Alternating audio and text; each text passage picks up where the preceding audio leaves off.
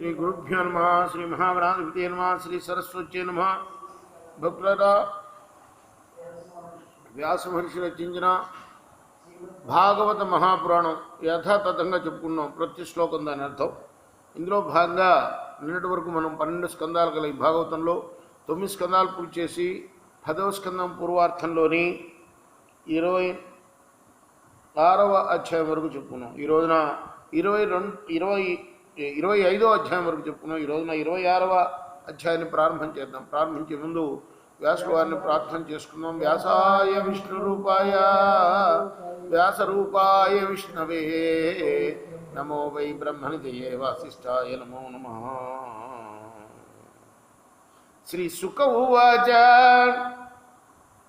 ఏవం విధాని కర్మాణి గోపాకృష్ణస్య వీక్ష్యతే అతర్వీర్యవిదః ప్రోచుః సమభ్యేచ్ఛ సువిస్మితాః. సుఖయోగి అంటున్నాడు పరీక్షణ్ మహారాజు తోటి, రాజా, పూతన సంహారం దగ్గర నుంచి గోవర్ధనోద్ధరణ వరకు కృష్ణుడు చేసిన అసాధారణమైన పనుల్ని గోపాలురందరూ కూడా ఒక్కసారి స్మృతికి తెచ్చుకున్నారు. ఆ తర్వాత వాళ్ళందరూ కూడా నందులు వారి దగ్గరికి వెళ్ళి ఇలా అన్నారు, బాలకస్య యదేతాని కర్మాణ్యత్యద్భుతాని వై కథమర్హచ్చ సౌజన్మ గ్రామేష్వాత్మజుగుప్సితం జుగుప్సితం యః సప్తహాయనో బాలః కరేణైకేన లీలయా కథం బిభ్రత్ గిరివరం పుష్కరం గజరాడివ.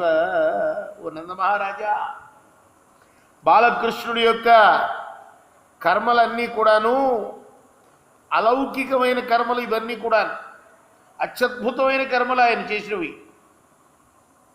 ఇటువంటి మహామహిమాన్వితుడు మన మధ్య జన్మించడం అనేది అపురూపమైన విషయం. ఇది 7 ఏళ్ల ప్రాయంలోనే ఈ బాలకుడు గోవర్ధనగిరిని ఏ విధంగా అయితే గజేంద్రుడు ఒక పద్మాన్ని పెకలిస్తాడో ఆ విధంగా పెకలించాడయ్యా. ఒక్క చేతితోటి అవలీలగా ఎలా నిలపగలిగాడు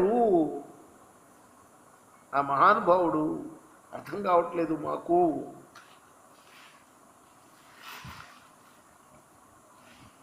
అని అడిగారు వాళ్ళు. తోకే నామీలితాక్షేణ పూతనాయ మహోజస పీతః స్తనః సహ ప్రాణే కాలేనేవ వయస్తనో.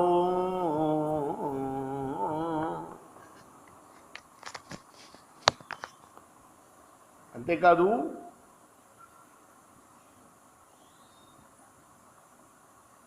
మీ బిడ్డడు కళ్ళు తెరిచి తెరవని పసితరంలోనే భయంకరమైన రాక్షసి పూతన యొక్క స్తన్యాన్ని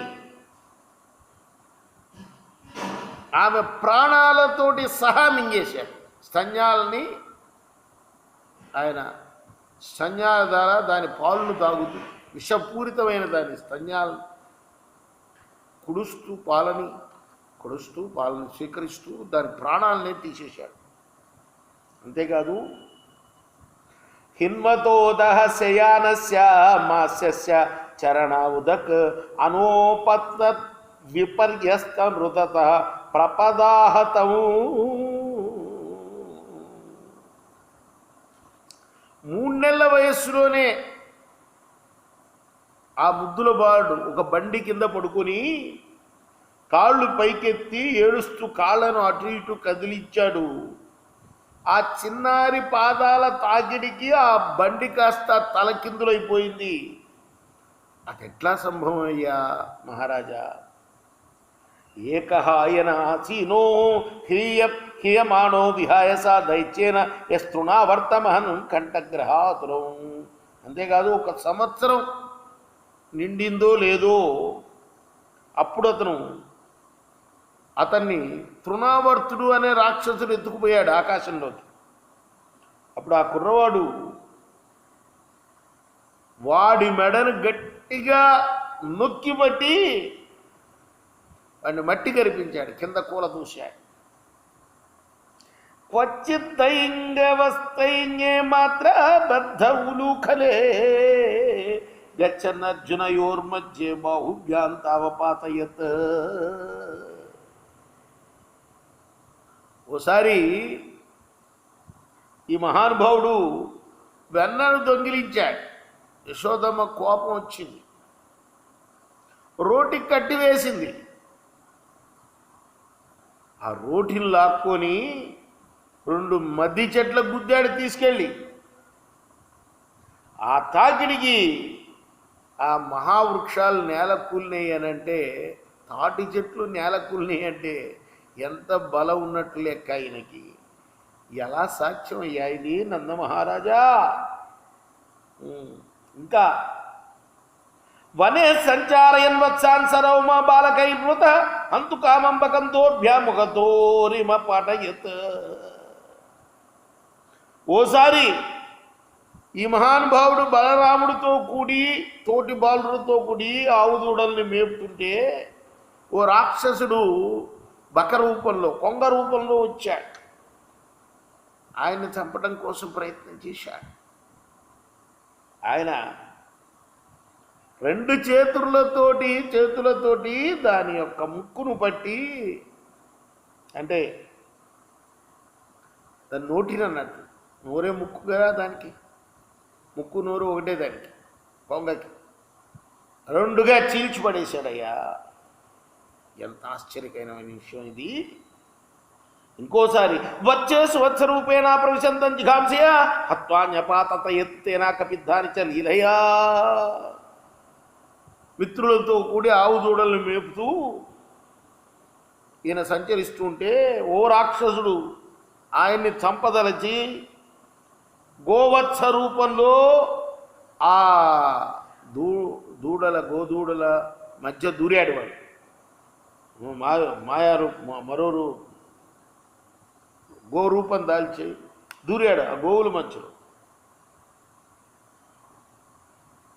అది తెలుసుకొని మనవాడు దాన్ని హతం చేసేసి ఇసిరి వేశాడు. ఎక్కడ విసిరేశాడు? ఓ వెలగ చెట్టు పైన విసిరేశాడు. తెలుసు కదా, ఆ వెలగ చెట్టు కూడా ఒక రాక్షసుడు ఉన్నాడు అక్కడ, వాడు చచ్చాడు. ఈయన కోసం రెడీగా ఉన్నాడు. హత్వారాసబదైతేయం తద్బంధూం శబలాన్విత చక్రే తాళవనం క్షేమం పరిపక్వ ఫలాన్వితం. కానీ మనం చెప్పుకున్నవే.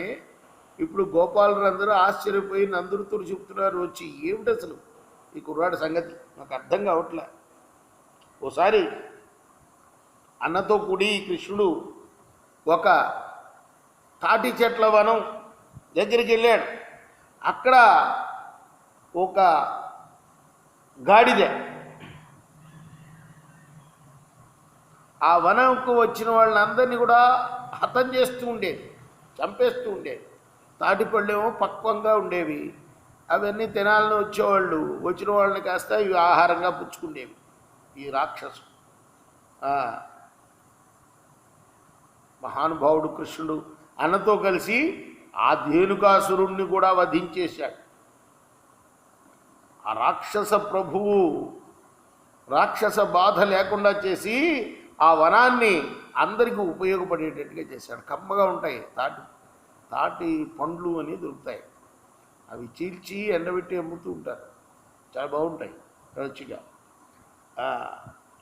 అలానే ప్రళంబం ఘోతయత్వో గ్రంబలేర బలిశానా అమోచే ధ్వజ ప్రసూన్ గోపాంశారణ్య వక్రిత. ఆ తర్వాత ప్రళంబాసురుడు అనేవాడిని కూడా వధింప చేశాడు తన అన్నతో కలిసి. హఠాత్తుగా దావాగ్ని మీదకు వస్తే ఆ అగ్నిని కూడా, ఆ అగ్ని ప్రమాదం నుండి కూడా గోవుల్ని రక్షించాడు, గోపాలుని రక్షించాడు. ఇక అన్నిటికన్నా గొప్ప విశేషం ఏమిటయ్యా అంటే ఆశీవిషతమాహీంద్రం దమిత్వా విమదం హదాత్ ప్రసహ్యోద్వాస్య యమునాం చక్రేశౌ నిర్విశోదకా. యమునా నది మడుగులో ఒక విష సర్పం, మహావిష సర్పం నివసిస్తూ ఉండేది. కాళీయుడు అనే సర్పం. అది అక్కడ ఉన్న జలాలన్నింటినీ కూడా అది విషపూరితం చేసింది. అప్పుడు కృష్ణుడు దాని పడగలపై నాట్యం చేసి దాని పొగరనర్చి అక్కడి నుంచి ఎల్లగొట్టేశాడు యమునా జలాల నుంచి. ఓ నందరాజా, దుశ్చజశ్చానురాగోస్మిన్ సర్వేషాం నో ప్రజోకసాం నందతే తనయేస్మాసు తస్యాప్యోత్పత్తిక కథం.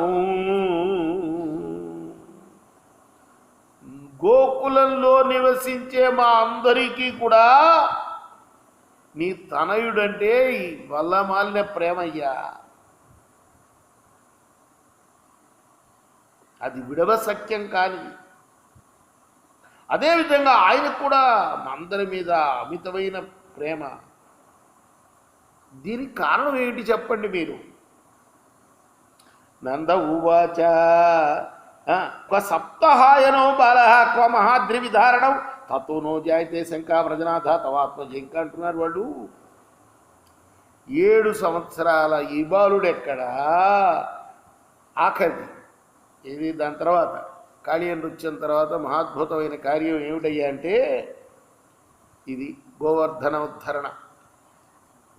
గోవర్ధనాన్ని పైకెత్తి గోకులాన్ని రక్షించడం. 7 సంవత్సరాల వయస్సులో ఆ గోవర్ధన గిరిని ఒక చేయితో అవలీలుగా ఎత్తడము. ముందది చెప్పారు, లాస్ట్లో కూడా అదే చెప్తున్నారు. దాన్ని చూస్తే నీ కుమారుడు సామాన్య మానవుడు కాడేమో అని మాకు అనుమానం కలుగుతుంది అన్నాడు. అప్పుడు నందుడు మొదలుపెట్టాడు. నంద ఉవాచ శ్రూయేతామేవచో గోపావ్యత్ శంకాచోర్భగే ఏనం కుమారముద్దిశ్య గర్గో మే యదువాచ. మీరు చెప్పిన దానిలో ఏమాత్రం అనుమానం లేదు. అతను సామాన్యుడు కాడు, నా కొడుకు నాకు తెలుసు. ఎందుకంటే ఇదివరలోనే ఈయనకి నామకరణం చేసిన గర్గ మహాముని ఉన్నాడే, ఆయన నాతో చెప్పి ఉన్నాడు ఈయన గురించి ముందు జరగబోయే విషయాలన్నీ. అవన్నీ చెప్తా మీకు వినండి. వర్ణాస్త్రయ కిలాశ్యాసన్ గృహ్ణతో అనుయుగంతను శుక్లో రక్తస్తథా పీత ఇదానిం కృష్ణతాంగత. నాయనా నందా, ప్రతి యుగంలో కూడా విష్ణుమూర్తి శరీరంతో అవతరిస్తూ ఉంటాడయ్యా. ఇంతవరకు అతను తెలుపు, ఎరుపు, పసుపు వన్నెలతో తనువు దాల్చాడు. ఇప్పుడు నలుపు అన్న శరీరం స్వీకరించి వచ్చాడు నీ కొడుగ్గా అని చెప్పాడు ఆయన. ప్రాగయం వసుదేవస్య క్వచిజ్జాతస్తవాత్మజ వాసుదేవైతి శ్రీమాన్ అభిజ్ఞాసం ప్రత్యక్షతే. ఇంకా ఏం చెప్పాడంటే ఈ కుర్రాడు ఇంతకుముందే వసుదేవుడు కొడుగ్గా జన్మించాడయ్యా. అందువల్ల ఇతన్ని ఈ రహస్యం ఎరిగిన వాళ్ళు వాసుదేవుడు అని పిలుచుకుంటారు ఈయన్ని. నీ కుమారుడు యొక్క గుణగణాలకు అనుగుణంగా పెక్కు రూపాలు, నామాలు ఏర్పడ్డాయ్యా ఆయనకి. అవన్నీ నాకు తెలుసు, సామాన్య జనులకు తెలియదు. బహూని సంతరామాని రూపాణి చ సుతస్యతే గుణకర్మానురూపాణి తాన్యహం వేదనో జన. సంగతి వేరే వాళ్ళు ఎవరికి తెలియదు, నాకే తెలుసు అంటున్నాడు. గర్గపురోహితుడు చెప్పాడు నాకని చెప్తున్నాడు అన్నమాట నందుడు. ఏషవ శ్రేయ ఆధాస్యత్ గోకులనందన అనేన సర్వదుర్గాణి యూయమంజస్తరిష్యధ. ఈ మహాత్ముడు మీ అందరికీ కూడాను శ్రేయస్సును చేకూరుస్తాడు. గోపాలుడికి గోవులకి ఆనందదాయకుడు అవుతాడు ఇతను. ఎన్నో కష్టాలు నుండి మిమ్మల్ని సులభంగా, అతి సులభంగా దాటిస్తాడు. ఏదో ప్రయత్నం చేసి కాదు, అప్రయత్నంగానే చాలా తేలిగ్గా దాటిస్తాడు మిమ్మల్ని అందరినీ కష్టాల నుండి. ఓ నందమహారాజా, ఎవరు చెప్తున్నారు ఇది? గర్గుడు, పురోహితుడు, నందమహారాజు యొక్క పురోహితుడు. ఓ నందమహారాజా, పురాణేన వ్రజపతే సాధవో దస్యు పీడిత అరాజకే రక్షమాణా జిగ్యుర్దస్యూన్ సమేధిత. పూర్వంసారి ఈ భూమి మీద అరాచకం ఏర్పడింది. అంటే రాజు లేకుండా ఉంటాం. అరాచకం అంటే ఏంటంటే రాజు లేని తరాన్ని అరాచకం అంటారు. అంటే పరిపాలించేవాళ్ళు లేకపోతే, పరిపాలించేవాడు ఉంటే దొంగల్ని వాళ్ళని పట్టుకుని రోజు ప్రజలు క్షేమంగా ఉండేటట్టుగా చేస్తాడు కదా. అందువల్ల అరాచకం ఏర్పడటం వల్ల దొంగలు, దోపిడీదారులు వీళ్ళందరూ కూడా చెలరేగి సాధు పురుషులను పీడించడం మొదలుపెట్టారు. నీ కుమారుడు సజ్జనుడు రక్షించాడు. అతని అండదండలతోటి వాళ్ళు ఆ దస్యుల పైన విజయం సాధించారయ్యా. ఏతస్మిన్ మహాభాగా ప్రీతిం కుర్వంతి మానవ నారయో బిభవంత్యేతాన్ విష్ణుపక్షా నివాసురా తస్మాన్నందకుమారోయం నారాయణ సమోగుణై శ్రియా కీర్చానుభావేన తత్కర్మసు న విస్మయ. మహావిష్ణువు యొక్క అనుగ్రహానికి పాత్రులైన దేవతల్ని అసురులు ఎప్పుడూ జయింపజాలనట్లుగా నీ కుమారుడిపై ప్రేమానురాగాలు గలవారైన వాళ్ళు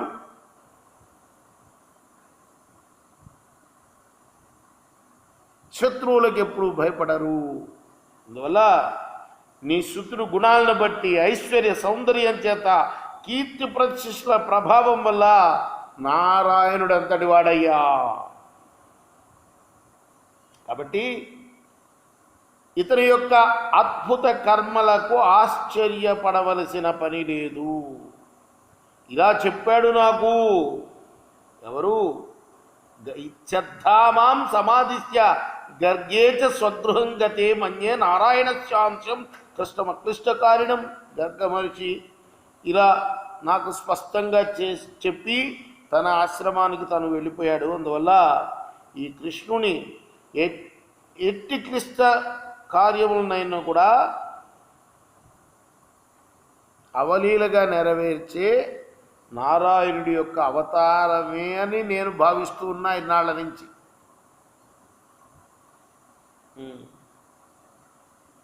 మీకు తెలియదు, నాకు తెలుసు. నాకు గర్గ మహర్షి చెప్పాడు.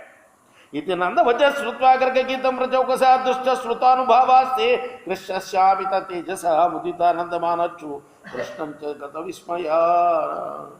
అసలు గర్గ భాగవతం అని ఒక భాగవతం ఉంది సంస్కృత భాషలో. ఈ భాగవతం కూడా ఇందులో లేని విశేషాలు కూడా అనేకం చెప్పబడ్డాయి. పేరు పెట్టినవాడు ఆయనే. ఈయనకి నల్లవాడ అని పేరు పెట్టాడు. ఎందుకంటే ఆయన అనేక రంగుల్లో అవతారం ఎత్తుతూ ఉంటాడట నారాయణుడు.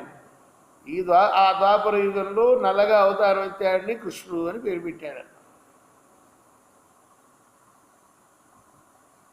గోపాలురందరూ కూడాను తేజస్శాలి అయిన కృష్ణుడి యొక్క మహిమాలను ఇదివరలో స్వయంగా చూసినప్పుడు ఎంతో ఆశ్చర్యచకితులయ్యారు. ఇప్పుడు ఆ స్వామి తత్వం గురించి నందుడు చెప్పిన తర్వాత